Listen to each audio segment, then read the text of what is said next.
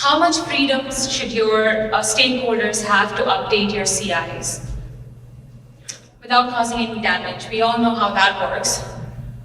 So that's where Nimaworks, a part of the Adaptavist Group, was able to work with the Bank of Cyprus. They had the privilege to set up the CMDB with the Atlassian tool stack, and also created a process to make sure they were compliant in a highly regulated environment. So I'd like to invite on stage Effie and Dimitris to talk more about their business processes, challenges, and the ultimate setup. Thank you, everyone.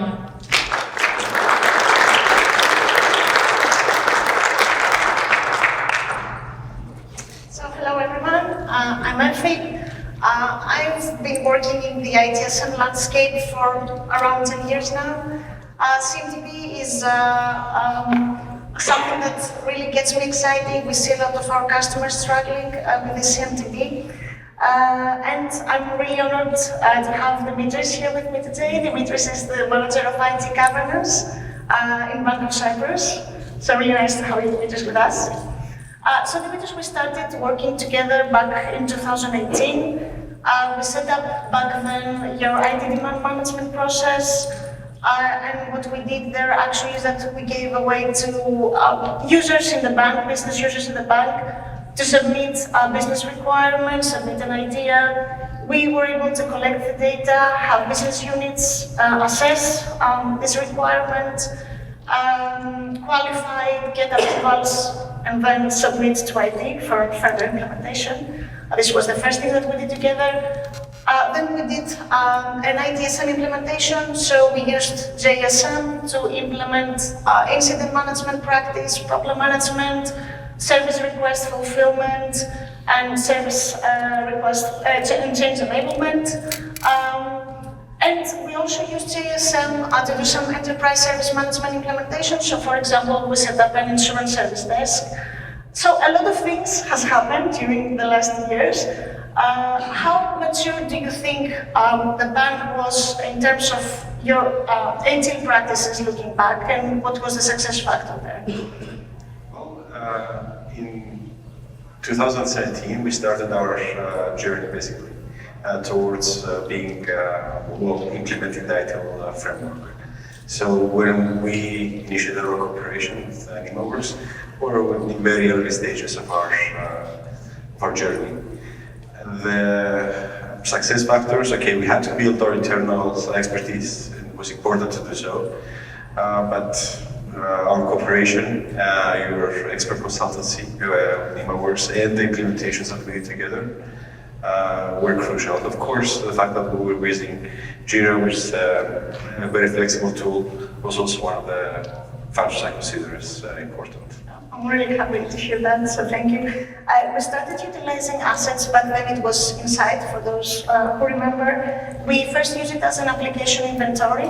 This quickly evolved to be your CMDB for Bank of Cyprus. Can you share some information on the data model that we have? Sure. We needed a target. So we had to design where we wanted to go with our CMDB. And we utilized an industry standard framework and the data model. And the first thing we did was to transfer our application inventory, which was a pre-existing tool in the bank. So we transferred it to our newly created CMDB and then started building around it. You can see on the deck that okay, the green ones are the items, the objects that we've already completed in our journey, and we're currently working on the business process basically. So it's been challenging, it's been rewarding, but we're continuing our work there. So the CMDB actually, it's one of the 8 schemas that we maintain now in assets. And we have more than 110,000 objects right now in your asset solution. And the CMDB schema holds close to 700 applications. Right. So under the application object type, and its application CI actually holds around 120 attributes. So we're talking about a complex system there. We're talking about a lot of data. Data quality is always an issue with the CMDB. How do you decide, Dimitris, as you grow your CMDB configuration, which object types, which CIs actually are going to make it in your CMDB, and which attributes for these object types? Yeah. Firstly, we have to follow our path towards completing our data model. So that's one aspect of where we're looking to draw the data or to which objects or CIs we will be implementing. Obviously, we also have operational needs, which come up all the time, saying that, for example, a new attribute needs to be added or we need to add a new object. But importantly enough, we also see that control functions, be it information security or compliance, they will be requesting for additional data to be included, so that's another aspect. And being a financial institution, being so heavily regulated, we also see that with any new regulation coming up or existing for that matter, there are things that we need to get from those regulations and use them in our CMDB. And what about GSM assets? You have been using it for a while now. Yeah. What are the main advantages that you see in assets? What would you like to see coming as a feature or an improvement in the future? Yeah, well, the fact that it's integrated into GSM, it's very helpful in terms of what we're trying to achieve. Also, it's very flexible. It allowed us to create this fairly complex data structure, and it allowed us to create the automations and assignments approval workflows that we needed. So it has been a very useful tool for us. We've also seen new things that came in assets recently, in cloud at least, that we do plan to use in the future, such as attachments on objects. Yeah. Be helpful, but the fact that asset fields will be available in forms. So things are, assets is one of the main tools we have that we feel very good about. In terms of what we would like to see in the future, okay, for example, although there are a lot of out-of-the-box importers, data importers, and we do use them, having work for some of our tools will be helpful as well. And if I was going to add something, perhaps improved object navigation, because when the CMDB becomes complex, it's important to have this visibility into your data. Yeah. When you have a lot of outbound and inbound references. Correct. Using this object view, it might be. It will be helpful. Yeah, I understand. So Dimitris, as we will keep on adding new functionality, new object types in your CMDB schema, I kept expanding. We faced the dilemma that Venetia talked about earlier, giving the freedom actually to users to be able to update these CIs versus stay compliant, have a good quality on our data. Can you just tell us some of the challenges you encountered? Okay, well, if we start from the early parts of our journey, the first challenge was to convince people that a well-maintained CMDB is important, and that it needs to be the single source of truth, And well, if you achieve that, then and you start the implementations with increasing complexity and so on, I do think that data quality remains the number one challenge. Of course, anybody that works with CMDB will, of course, select or opt for automations over anything else in terms of data importing. we've built our processes, the certifications and so on to ensure data quality. But even with this hybrid approach, there still remain challenges. And for example, we're using Snow as one of our asset management tools. And a lot of the attributes for our assets come from Snow.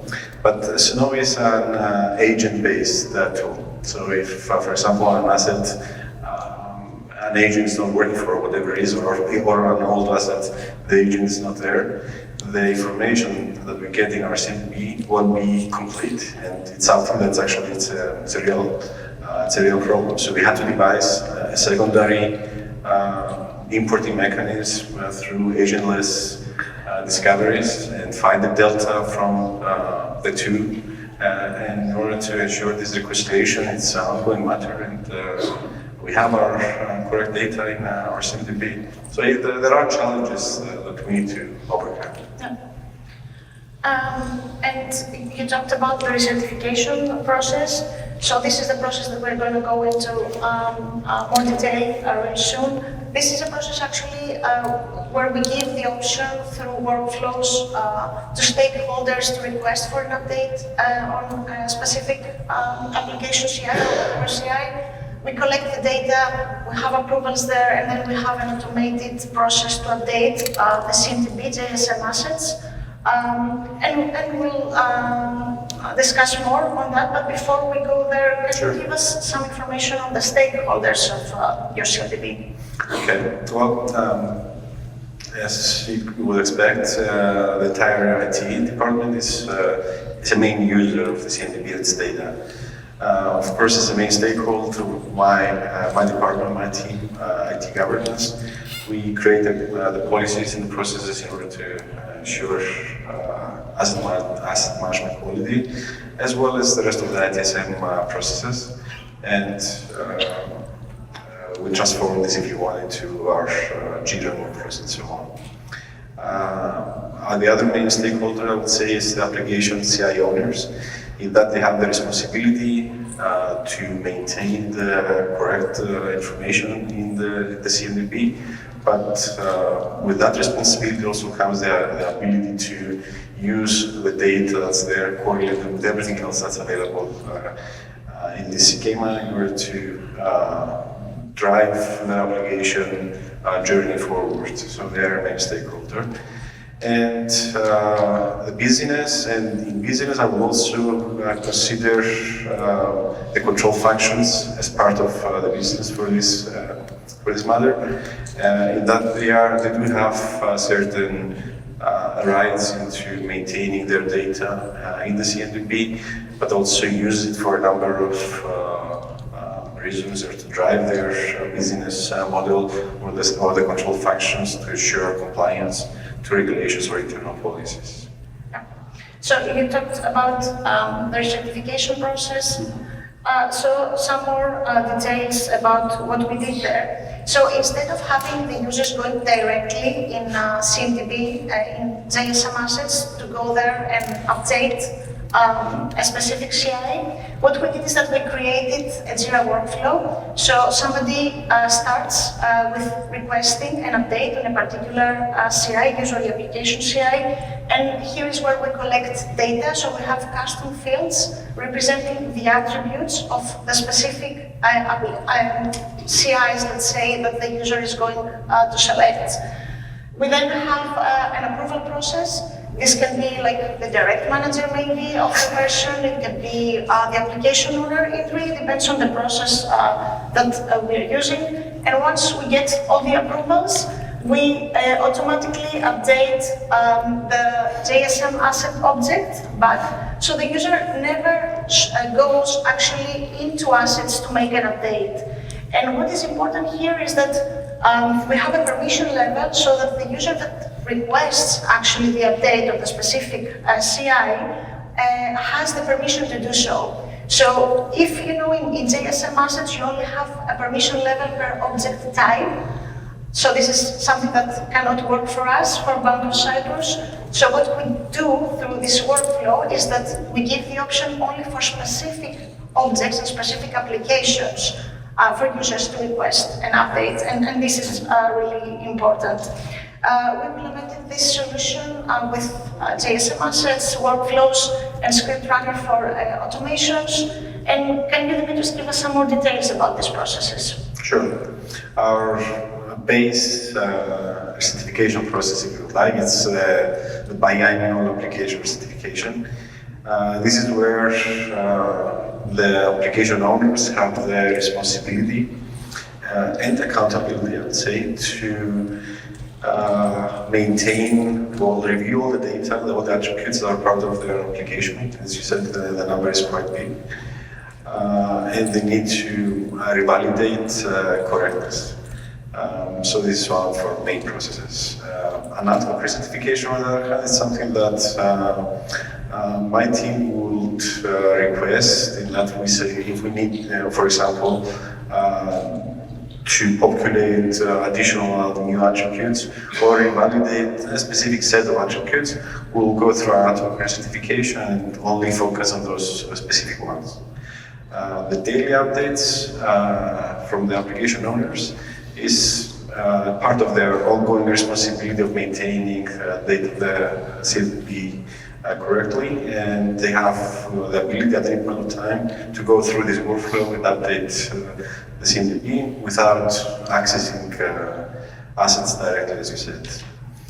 And finally, the business units, through again the similar assignments and approval steps, and they have the rights in specific parts of the CMDB, specific objects, specific attributes, to update certain attributes that help them in their overall tasks.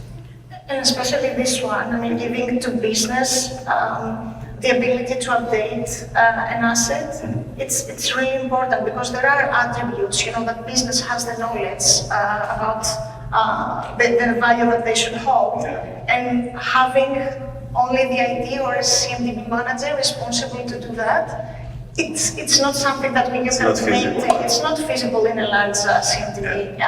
That's for sure.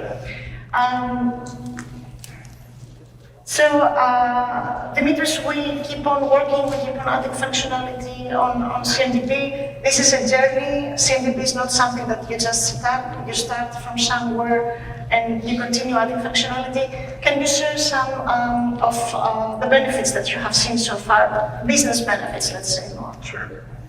Well, as I said, it might be the biggest challenge, but also, what we have achieved through our work together is that we have the comfort that our data quality is of a level that can help the banking to for our decision points. So that's a big benefit for us.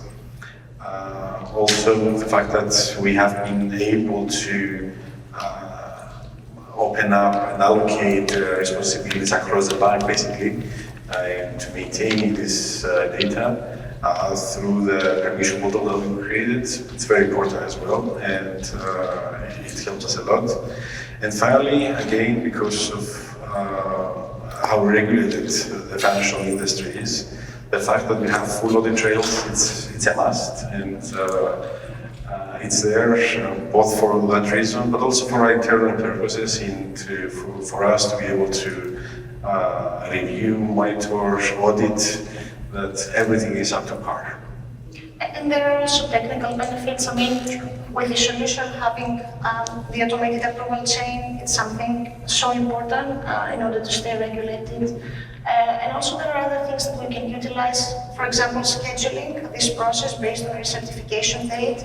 This is something that you can easily have, like an annual recertification or biannual recertification. You can do that automatically and have your Jira tickets created automatically based on a date. Yes. So to wrap things up, a CMDB is as useful and relevant as its data, so we need to have good data quality. We need to stay regulated, especially in industries like in banking. First step, let's say, is to create a recertification process. We think that this is a must when you have a complex CMDB. But you need to think smart. You need to give the freedom to your stakeholders to be able to update the CMDB, but stay regulated, do it in a certain way where there are approvals and reviews of the updates that are coming in the CMDB. Any final thoughts, Dimitris? Well, I totally agree, first of all, what you're saying. For us, the CMDB has become a very important tool in the bank. It has found its position among the overall data structure that we have. So I look forward for our future working together and enhancing this. Thank you for having me. Thank you for being here.